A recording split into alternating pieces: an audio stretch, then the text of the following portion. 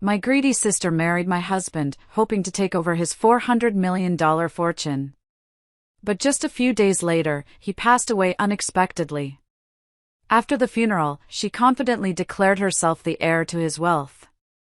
However, when the lawyer read his will, what we discovered shocked everyone. My sister was left speechless by what he had written. Hello everyone. Thank you for being here with me today. Before I begin my story, I'd love to know which city you're joining us from. Please feel free to share in the comments. Now, let me take you into this story. My name is Audrey, and I need to tell you a story. It's a story I've held inside for a long time, and I think it's time to let it out. It's a story about family, about betrayal, and about how the truth can sometimes be more complicated and more painful than the lies we're told. It's not an easy story to tell, so please, bear with me. I had always been the quiet one. If my twin sister, Beatrice, was the sun, then I was the moon, only visible because of her reflected light. She was born with a fire inside her, a dazzling, confident energy that drew everyone into her orbit. When we were children, she was the one climbing the tallest trees, leading the neighborhood games, her laughter echoing down the street. I was the one on the porch swing with a book, watching, always watching. Our parents, well, they orbited her too. They didn't even try to hide their favoritism, it was just a simple, unchangeable fact of our household, like the squeaky third step on the staircase or the leaky faucet in the kitchen. Beatrice was their golden child, the one they bragged about to friends and relatives. Did you hear? Beatrice scored the winning goal in her soccer match, my father would boom over the phone. Beatrice made the honor roll again, of course, my mother would say at family gatherings, beaming. Whenever I came up in conversation, it was usually as a footnote. And Audrey's doing fine, too. She's a quiet one, our Audrey. My childhood health issues didn't help. While Beatrice was collecting sports trophies, I was collecting doctor's appointments. A bout of pneumonia one winter, severe asthma the next. It felt like my body was as quiet and fragile as my personality. My parents' concern always felt tinged with a faint, weary sigh of disappointment. I was the lesser twin, the one who couldn't keep up. I remember our 8th birthday so clearly, it feels like a movie I can replay in my mind. We had our usual shared party in the backyard, with a sheet cake that had both our names written in frosting, Beatrice's in bold, swirling pink and mine in a smaller, neater blue.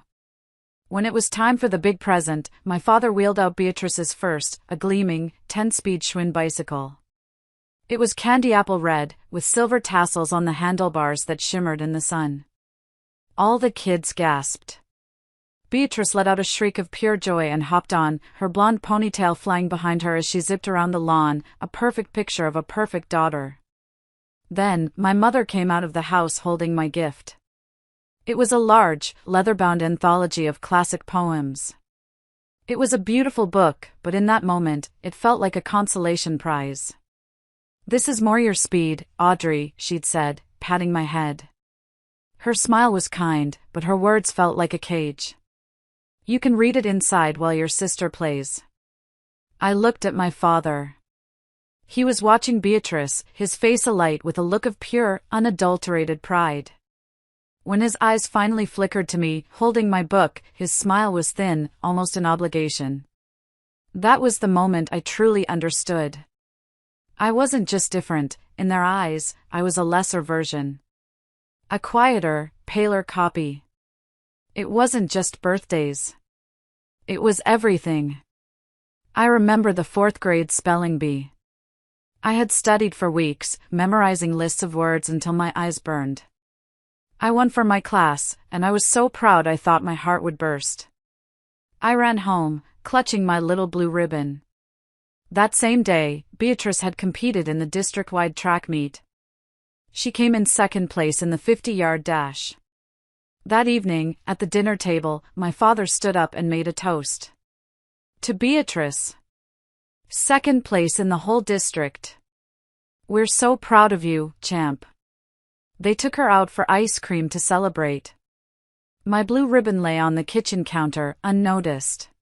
When I finally pointed it out, my mother just said, "Oh, that's nice, dear. But it's just a Class B." My mother's favorite phrase, the one that became the soundtrack to my youth, was always delivered with a sharp edge of frustration. "Audrey, why can't you just try to be more like Beatrice? Put a smile on your face. You'd have an easier time if you did." I heard it so often that the sting eventually faded into a dull, permanent ache. I learned to live with it. I accepted my role. I was the observer, the side character in the vibrant story of my sister's life. I loved Beatrice, I truly did. As a child, I worshipped her. But it's a difficult thing to love someone who is a constant, living reminder of everything you are not. When the time came for college, it felt like a lifeline. Beatrice, naturally, was accepted into a prestigious university on the East Coast with a partial athletic scholarship. Her departure was a grand affair, with a huge going-away party and tearful goodbyes. My own college acceptance letter, to a smaller state school in Texas, was met with a simple, "Oh, that's nice, dear." For me, college wasn't just about getting a degree, it was a desperate bid for my own identity. It was a chance to go somewhere no one knew my name, let alone my sister's. I packed everything I owned into my beat-up, 10-year-old Ford Escort. It wasn't much. 2 boxes of books, a suitcase of clothes that all seemed to be in shades of gray and beige, and a churning mix of terror and exhilaration in my stomach. The day I left, my parents gave me a quick, perfunctory hug. Their minds were already on the care package they were putting together for Beatrice. As I pulled out of the driveway, I saw them through the rearview mirror, standing on the porch, my father's arm around my mother's shoulder. They didn't wave. The drive to Dallas was a 16-hour marathon fueled by gas station coffee and the static-filled country music stations that faded in and out as I crossed state lines. It was the first time in my life I had ever been truly alone, and it was both terrifying and utterly intoxicating. I remember crossing the Texas state line, seeing the big "Welcome to Texas" sign, and pulling over to the side of the road. I just sat there in my car, the engine ticking, and I cried. Not sad tears, but tears of pure, unadulterated relief. I had made it. I was free. The apartment hunt was a humbling experience. I looked at dingy, grim places with the smell of stale cigarettes baked into the walls. I finally settled on a third-floor walk-up in a noisy building with decent sunlight and walls the color of weak tea. The landlord, a man named Mr. Henderson with a permanent scowl, handed me the keys with a grunt. The first night in that empty apartment was one of the longest of my life. The silence was a physical thing, pressing in on me from all sides. I ordered a pizza I couldn't eat and just sat on the floor, watching the headlights of passing cars paint stripes across the ceiling, wondering if I'd made a terrible, irreversible mistake. But then, I started my classes to become a teacher. And slowly, painstakingly, I began to build a life. In Dallas, I wasn't Beatrice's quiet sister. I was just Audrey. I was the girl who always had her notes in order, the one you could count on for a study group. I made a few friends, tentative connections at first, over textbooks and coffee.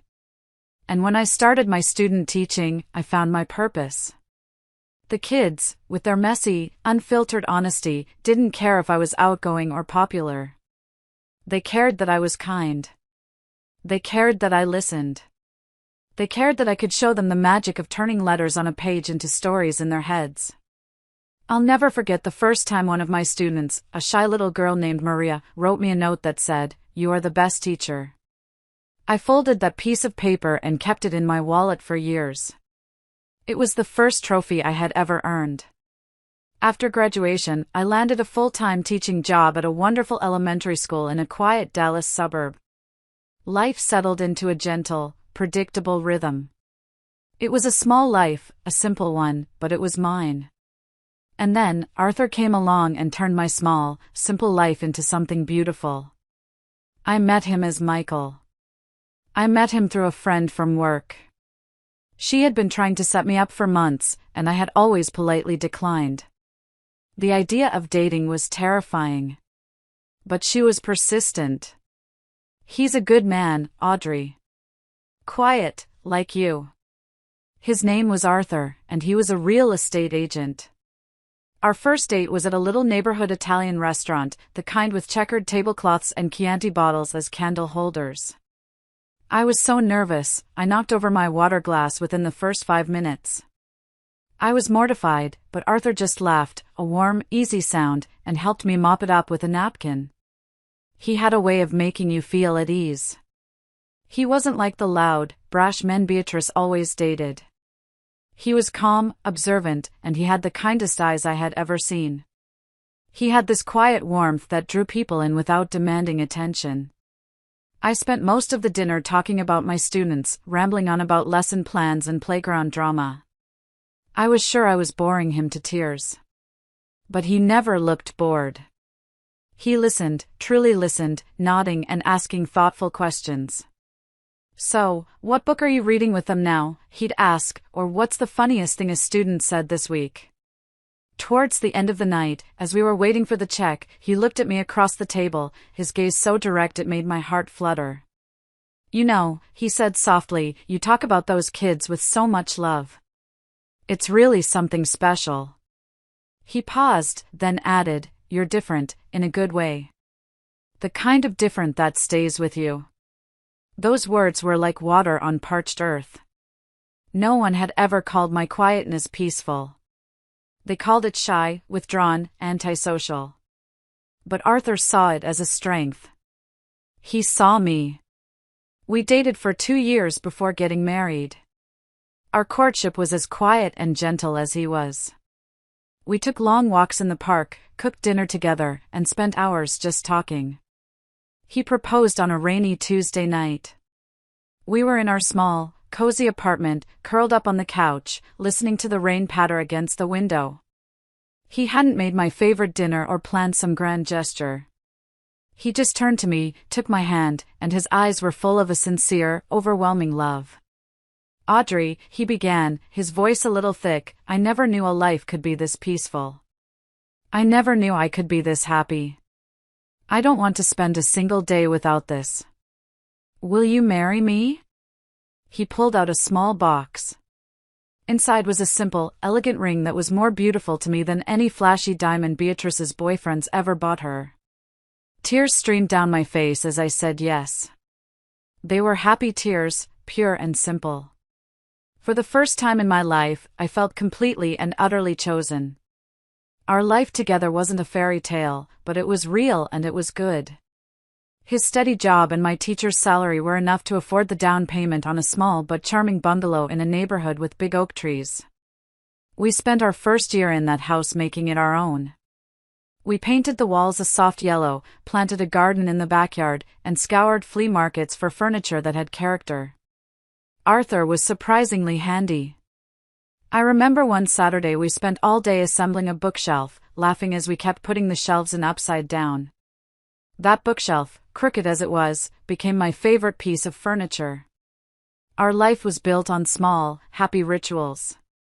Saturday morning breakfasts at the Bluebonnet Diner, where the waitress, a woman named Flo, always called us lovebirds. Sunday afternoons spent reading side by side on the couch. We never had children. After a few years of trying, we accepted it wasn't meant to be, and we found contentment in our life together. Our home was quiet, filled with books, the smell of Arthur's coffee in the morning, and a deep, abiding sense of peace. Arthur was my biggest cheerleader. He believed in me more than I believed in myself. When I was offered a small promotion to lead teacher for my grade level, I was terrified of the extra responsibility. Arthur sat with me for hours, making lists of all the reasons I was qualified, telling me how proud he was. He made me feel capable. He made me feel strong. During those years, my contact with Beatrice was sporadic. She was a high-powered marketing executive in New York now, living a life that seemed a world away from mine. She'd call every few months, usually when she had something new to brag about. "Oh, Audrey, you wouldn't believe it," she'd say, her voice crackling with energy. "My firm just landed the Coca-Cola account. And my new boyfriend, he's a hedge fund manager, just whisked me away to Paris for the weekend." I'd listen, offering polite congratulations. "That's wonderful, Beatrice. I'm so happy for you." Then I'd tell her about my new reading program for my first graders, or the tomatoes we were growing in our garden. I could almost hear her eyes glazing over through the phone line. "Well, that's sweet, honey," she'd inevitably say, her tone a mixture of pity and condescension. "As long as you're happy with your simple little life." The thing was, her words no longer had the power to hurt me. Because I was happy. I wasn't living a life that would make for a flashy magazine article, but it was a life rich with love and purpose. I had a man who cherished me for exactly who I was. I had a job that made a difference. I didn't need Paris or hedge fund managers. I had everything I had ever truly wanted right there in that little bungalow, with my kind, steady Arthur by my side. For 10 wonderful years, I believed our quiet, simple love was invincible. The change, when it came, was like the tide slowly going out, so gradually you don't notice the shoreline has moved until you look up and see acres of exposed, barren sand. It started around our 10th wedding anniversary. Arthur began working later. At first, it was just an hour or two. "Big project at work," he'd say, giving me a tired kiss on the cheek before disappearing into his home office. But soon, he was coming home after I'd already eaten dinner, long after the sun had set. The smell of his coffee was no longer the first thing I noticed in the morning, because he was often gone before I even woke up. Our dinner table, once the hub of our day where we'd reconnect and share stories, grew quiet. I would try to fill the silence, talking about my students, but his responses became shorter, more distracted. He'd nod and murmur, "That's nice, honey," but his eyes would be distant, his mind clearly somewhere else. I remember one evening I was especially excited. I had finally gotten a shy, withdrawn student to read aloud in front of the class. It was a huge breakthrough. I couldn't wait to tell Arthur. I made his favorite meal, shepherd's pie, and waited. He didn't get home until almost 9. He walked in, dropped his briefcase by the door with a heavy thud, and loosened his tie. "Long day," he grunted, heading for the refrigerator. "I made your favorite," I said, trying to keep my voice light. "Not hungry," he said, grabbing a beer and closing the door. He didn't even look at the table I had set. I stood there in the kitchen, the story about my student dying on my lips. The silence that followed was heavy, filled with things I didn't understand. The loving, attentive man I had married was being replaced by a ghost, a polite stranger who shared my house but not my life. I tried to talk to him, of course. Countless times. "Is everything okay at work, Arthur? You seem so stressed." "It's just work, Audrey. Don't worry about it." "Are we okay?" I asked one night, my voice small, as we lay in bed, a cold foot of distance between us. He just rolled over, his back to me. "We're fine. I'm just tired. Go to sleep." But we weren't fine. A cold dread, a feeling I hadn't experienced since my childhood, began to creep back into my life. It was the feeling of being invisible, of being a problem to be managed rather than a person to be loved. I felt like I was losing him, and I had no idea why. The night it all shattered was a Thursday. The air in our house was so thick with unspoken words it felt hard to breathe. Arthur had been a phantom all week, barely speaking to me. I had decided that night I would demand an answer. I couldn't live in this suffocating silence any longer. I cooked dinner, but neither of us ate much. I just pushed a piece of chicken around my plate, my stomach in knots. Finally, I put my fork down. The soft clink against the ceramic plate sounded like a thunderclap in the quiet room. "Arthur, we have to talk," I started, my voice trembling slightly. He finally looked up from his plate. He met my eyes, and for the first time in months, his gaze was clear, direct, and utterly cold. There was no warmth, no love, nothing. It was like looking at a stranger.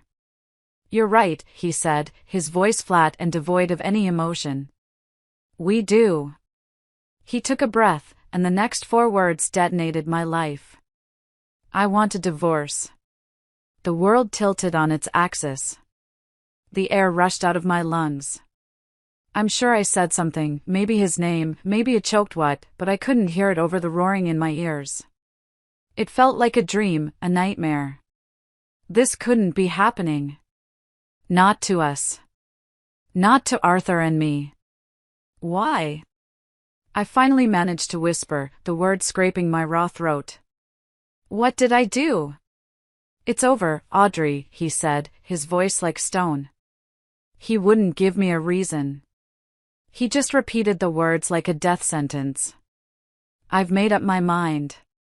Before I could process, before I could scream or plead or fall apart, the doorbell rang. A sharp, cheerful, two-note chime that was so grotesquely out of place it felt like a sound from another universe. I sat there, frozen, unable to move, as Arthur calmly stood up, wiped his mouth with his napkin, and walked to the front door. I heard the lock turn. I heard the door open. And then I heard the sound that would haunt my nightmares for months to come, the confident, triumphant click-clack of high heels on our hardwood floor. Beatrice strutted into our dining room. She was a vision in a sharp, expensive-looking red dress.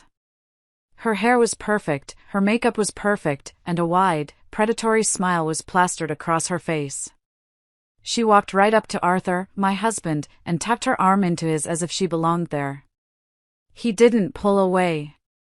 He just stood there, a statue, his face a blank mask. Beatrice looked at me, her eyes sweeping over my simple clothes, my stunned, tear-streaked face. Her smile widened, a cruel, satisfied slash of red lipstick. Arthur and I are getting married, she announced, her voice dripping with a smug satisfaction that turned my stomach.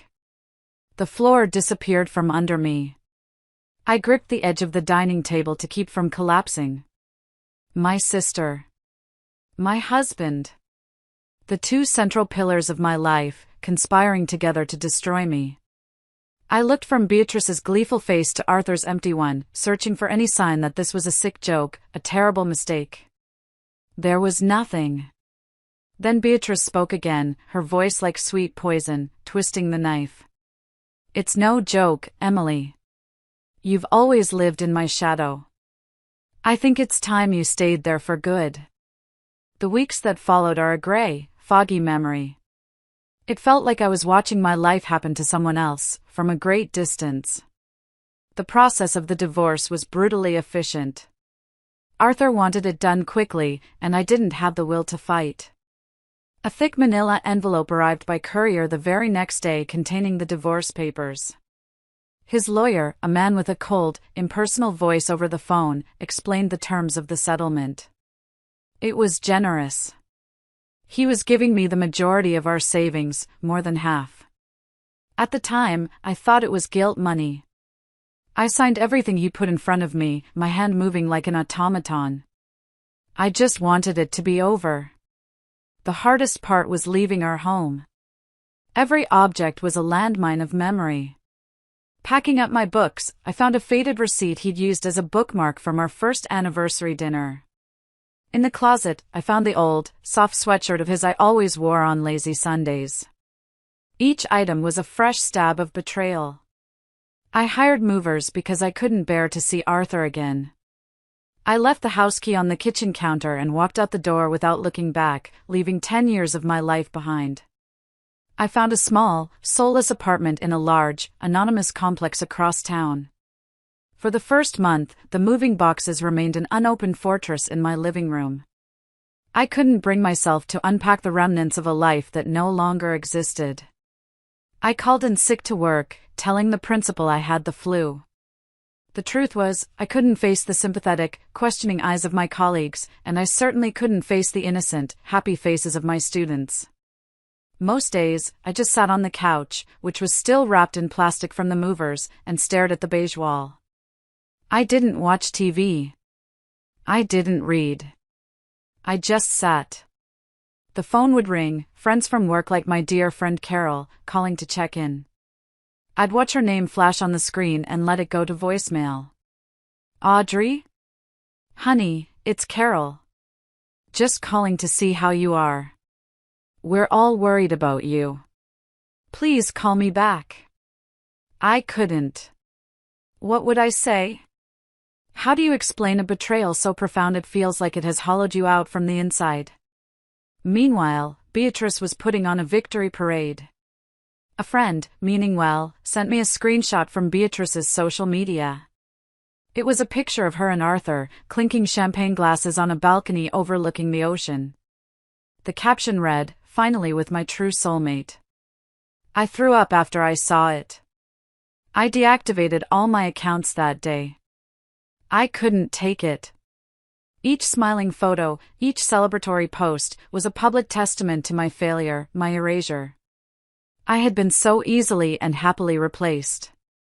About a month into my self-imposed exile, I finally ran out of food and was forced to venture out to the grocery store. I must have looked a sight, pale, hair uncombed, wearing the same sweatpants I'd had on for 3 days. As I was fumbling with my keys to get back into my apartment building, a sleek black Mercedes pulled up to the curb. My heart stopped. It was Beatrice's car. She got out, looking like she'd just stepped out of a magazine. She was wearing a cream-colored pantsuit that probably cost more than my rent, her blonde hair catching the afternoon sun. She saw me and her face broke into a bright, fake smile. "Audrey," she called out, her voice unnervingly bright and cheerful, as though she had done nothing wrong. "How have you been?" I just stood there, clutching my single bag of groceries, milk, bread, a can of soup. I felt small and pathetic under her polished gaze. "What do you want, Beatrice?" I asked, my voice raspy from disuse. She walked towards me, her heels clicking an arrogant rhythm on the pavement. She stopped a few feet away, her smile still perfectly in place. "I just wanted to check on you, silly," she said, her tone dripping with false concern. "This must be so hard for you. I want you to know, I'm here for you if you need anything." The audacity of it. The sheer, breathtaking nerve. It was so insulting, so deeply cruel, that it snapped something inside me. The fog of numb depression began to burn away, replaced by a hot, white-hot anger. "You're here for me?" I said, my voice low and shaking with a rage I didn't know I possessed. "You stand there, in your expensive suit, after you blew up my life, and you pretend to be worried?" Her smile tightened at the edges. "Now, Audrey, don't be dramatic." Dramatic? I almost laughed. It was a raw, ugly sound. "What matters, Beatrice, is that you betrayed me. You betrayed your own sister. You took my husband, my home, my life, and now you have the gall to stand here and offer me your pity? Get out. Get away from me." For the first time, her mask slipped entirely. The fake sympathy vanished, and her eyes turned to cold, hard chips of ice. The real Beatrice was finally on display. "Fine," she hissed, her voice dropping its sweet pretense. "Be a martyr. Wallow in your miserable little life. But don't you dare expect me to feel sorry for you." She took a step closer, her voice a venomous whisper. "You've always been weak, Audrey. You're fragile. That's why people leave you. That's why Arthur chose me. He wanted a strong woman, not a broken little bird." She turned on her heel and walked back to her car, leaving me standing there on the pavement, her words hanging in the air like poison gas. Weak. Fragile. The old insults, the old labels. But this time, they didn't make me want to cry. They made me want to fight. Beatrice's cruelty was the unlikely spark that ignited a fire in me. Lying on my couch, defeated, was precisely what she wanted. It was what my parents had always expected. It was the role I had been cast in my whole life. And in that moment, standing outside my sad little apartment, I decided I was done playing the part. The next Monday, I showered, put on my nicest work dress, and went back to school. Walking down the hallway felt like walking a tightrope. I could feel the stares, hear the whispers stop as I passed. My friend Carol rushed to my side, her face a mixture of relief and concern. "Audrey."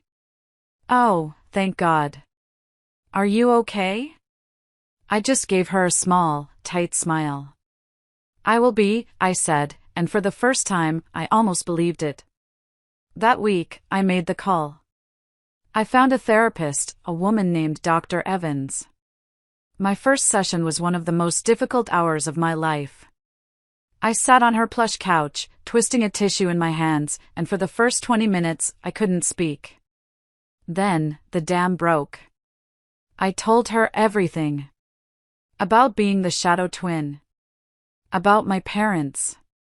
About Arthur's quiet love and his shocking betrayal.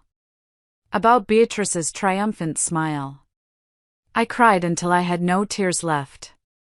Dr. Evans just listened patiently, and when I was done, she said something that stuck with me. Audrey, you've been carrying the weight of other people's definitions of you for a very long time. Perhaps it's time to write your own. It wasn't a magic fix, but it was a start. I kept going back. We began the slow, painful work of untangling the knots of my past.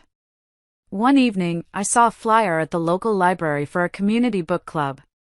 The old me, the weak, fragile Audrey, would have crumpled it up. But the new me, the one who was tired of being afraid, took a picture of it with my phone. The following Tuesday, I walked into that library meeting room. My heart was pounding. I sat in a chair in the corner, planning to just listen. The book was one I had loved, and as the other women started discussing it, I found myself disagreeing with one of their points. Before I could stop myself, I spoke up. I actually saw that character's motivation a little differently, I said, my voice barely a whisper. All eyes turned to me. I explained my point, expecting them to dismiss it. But instead, a woman across the table smiled. That's a really interesting take. I hadn't thought of it that way. It was a small thing. A tiny victory. But it felt monumental. I was making new friends. I was finding my voice. I was slowly, painstakingly, rebuilding myself, not on the foundation of Arthur's love or my family's approval, but on something new. Something that was entirely my own. 3 months passed. My life found a new, quiet rhythm. It was a fragile stability, but it was mine. I was teaching, going to therapy, attending my book club. I was starting to sleep through the night again. The pain was still there, a constant, dull ache in my chest, but it no longer consumed me. I was surviving. Then, on an ordinary Tuesday afternoon, everything was upended once again. I was in my classroom after the final bell, tidying up, when my cell phone rang. It was an unknown number with a local area code. I almost let it go to voicemail, but something made me answer. Hello? May I speak with Ms. Audrey Carter? The voice was a man's, professional and somber. This is she, I said, a flicker of unease stirring in me. Ms. Carter, my name is David Allen. I'm an attorney with the firm Allen and Associates. I apologize for the unsolicited call. I'm calling you today regarding your ex-husband, Arthur Jensen. My blood ran cold. I sank into my desk chair. Why would Arthur's lawyer be calling me? Is everything all right? I asked, my voice suddenly tight. There was a pause on the other end of the line, the kind of weighted silence that precedes terrible news. Ms. Carter, the lawyer said, his voice gentle but firm, I regret to inform you that Mr. Jensen passed away suddenly last night. The classroom around me seemed to warp and fade. The colorful posters on the wall blurred. Passed away? Arthur? It didn't make any sense. He was young, healthy. What? I breathed, the word a puff of air. How? What happened? A heart condition, I'm told, he explained. It was very sudden. I am very sorry for your loss. My mind was a chaotic storm of disbelief and confusion. Loss? He wasn't mine to lose anymore. But the news struck me with the force of a physical blow. Arthur was gone. Why are you calling me? I stammered.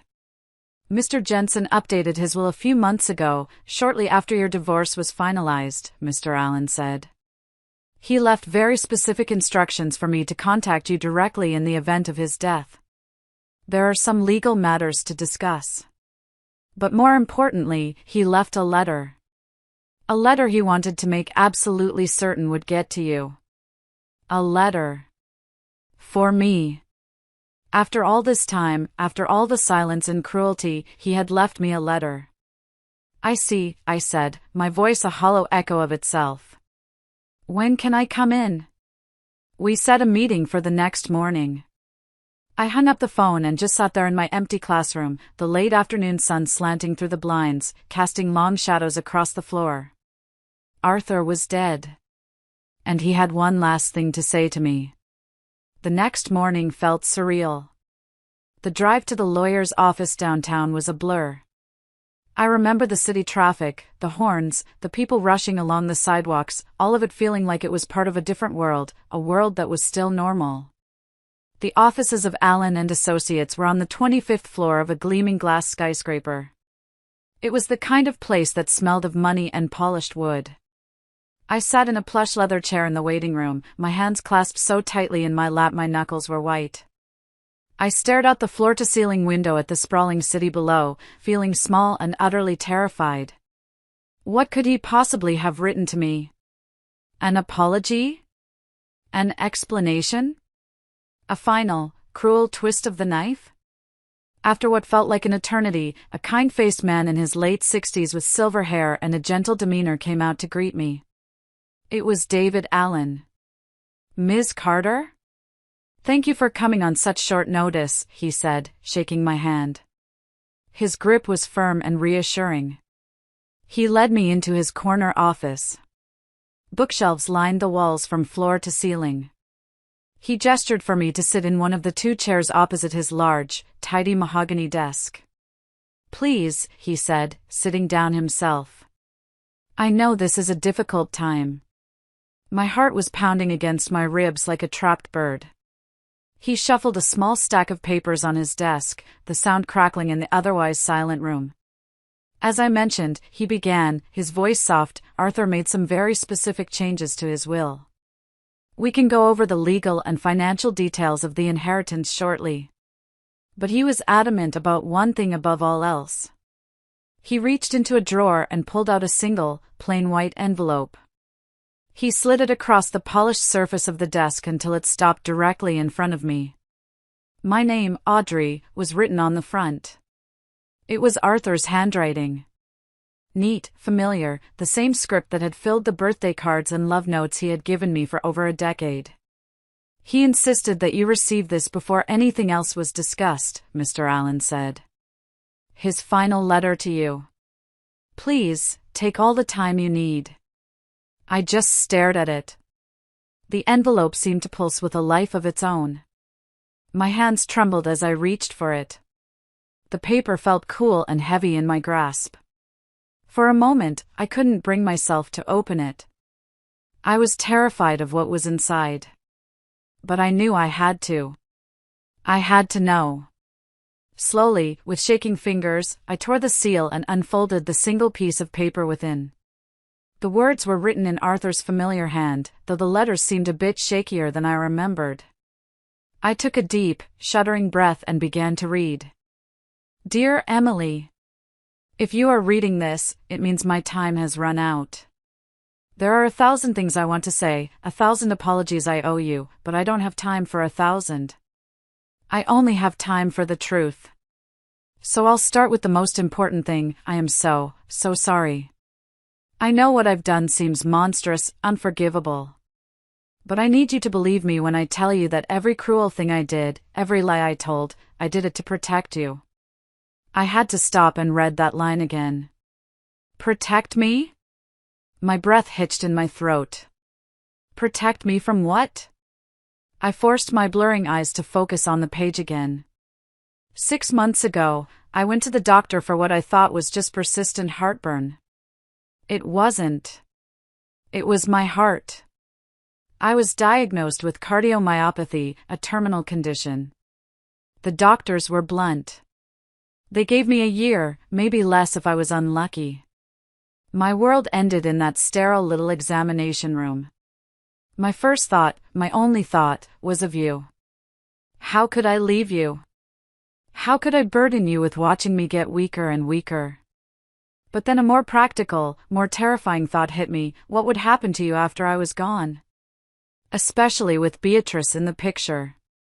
Around the same time, the lawyer for my late uncle's estate finally contacted me. Beatrice had been buzzing about this inheritance for months, ever since he passed. She imagined it was some vast fortune. At first, I hoped she was right, that it would be a blessing that could secure your future. But it was a curse. The estate wasn't a fortune, it was a trap. It was mired in over $2 million of hidden debt and liabilities. Beatrice, of course, didn't know that. She only heard the word estate and her greed took over. She saw it as her golden ticket. The paper crinkled in my tightening grip. A sob escaped my lips. And that's when I saw the only way out. A terrible, horrible way, but the only one I could think of to save you. I had to make her want the debt. I had to make her want me. I had to push you away, Audrey. I had to break your heart to save your future. It was the hardest, most vile thing I have ever done. Every cold word, every night I came home late, every time I saw the pain in your eyes and did nothing, it was like a knife in my own gut. The night I asked for the divorce, the night she stood there in our home.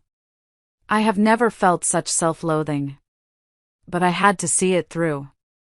I needed her to be legally attached to me and to my cursed estate when I was gone. And I needed you to be legally, completely, free of it.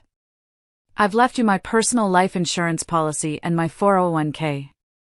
It's not a fortune, but it's clean. It's yours. It should be enough to help you start over, a real start, without her toxicity or her financial ruin anywhere near you. You deserve a life of peace, my Audrey. A life free from all of this. Please, try to forgive me. Please know that in my own broken, terrible way, I never stopped loving you. Not for a single second. Be strong, Audrey. You are so much stronger than you will ever know. With love, always. Arthur. I finished the letter and the world simply fell away. I couldn't breathe. A sound, a raw, wounded sound, tore from my throat. The letter fell from my nerveless fingers onto the desk. It was all a lie. The coldness, the affair, the betrayal, all of it was a desperate, tragic, selfless act of love. He hadn't left me. He had saved me. He had sacrificed his name, his honor, and my love for him just to protect me. I just sat there, in that silent office high above the city, and I wept. I wept for the man I had lost twice, once to a lie, and now, forever, to the truth. And right now, telling you this, sharing this impossible truth, I have to pause. It's still a wound that aches. It feels as raw today as it did in that office. If you're still listening, if you're still here with me, please, help me by liking this video and commenting the number 1 below. This lets me know you've given me a like, and it tells me that you're with me on this incredible, painful journey. Your support is a huge encouragement and truly, it cheers me on. Please, comment the number 1, and then listen as I tell you the rest of my story. I don't know how long I cried in Mr. Allen's office. He was a perfect gentleman, quietly pushing a box of tissues across the desk and leaving to get me a glass of water. When I had finally composed myself, he gently explained the legalities. Everything Arthur had written was true. The divorce settlement had been structured to give me all their liquid assets, while legally severing me from any of his future holdings or debts. The $2 million debt was now legally tied to his estate. And the sole beneficiary and fiancée, the woman who had publicly claimed him, was Beatrice. He had built her a beautiful, gilded cage, and she had flown right into it. The funeral was a few days later. I went, but I sat in the very back pew, hidden behind a large marble pillar. I saw Beatrice in the front row, dressed in a chic, expensive black dress, a delicate veil covering her face. She was the picture of the grieving fiancé. She dabbed at her eyes with a handkerchief, leaning on the arm of one of her wealthy friends. She had no idea. She was mourning the man she thought had made her a multimillionaire, completely unaware that he had, in fact, just made her responsible for a mountain of debt. Watching her performance, I didn't feel anger or even sadness. For the first time in my life when it came to Beatrice, I felt nothing but a profound, empty pity. She had spent her entire life chasing shiny, impressive things, money, status, other people's husbands. And it had all led her to this, a front row seat at a lie. Arthur's letter had given me a strange, bittersweet gift. It had reframed my entire life. I wasn't the weak one who was left behind. I was the one who had been protected. I was the one who had been loved. The money from Arthur's life insurance and retirement fund, his real inheritance to me, appeared in my bank account a few weeks later. Staring at the number on the screen felt surreal. It wasn't a lottery win. It was the price of his heartbreak and mine. But I knew what I had to do with it. I had to honor his sacrifice. I had to live, and live well. My first act was to start house hunting. My little apartment had served its purpose as a bunker, but now I needed a home. I found a small bungalow on a quiet, tree-lined street, much like the one Arthur and I had shared, but this one was smaller, cozier. It had a big backyard perfect for a garden. I made an offer, and it was accepted. It was around that time that the calls from Beatrice began. The first one I missed. She left a clipped, annoyed voicemail. "Audrey, it's me. The estate lawyer is being very confusing. Call me back." I ignored it. A few days later, another call. Another voicemail, this one more strained. "Audrey, where are you? They're talking about creditors, about liens. This is ridiculous. Arthur was wealthy. Call me." Then the text started, a frantic barrage of them. "They say the estate is insolvent. This has to be some kind of mistake.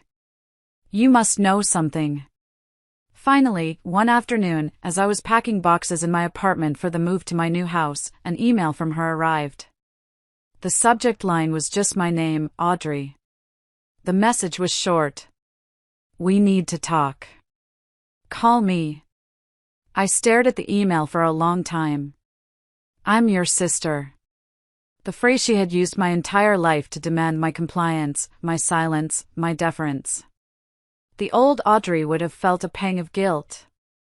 The old Audrey would have called her back, tried to help, tried to fix it. But the old Audrey was gone. Arthur's final gift to me wasn't just the money, it was the truth.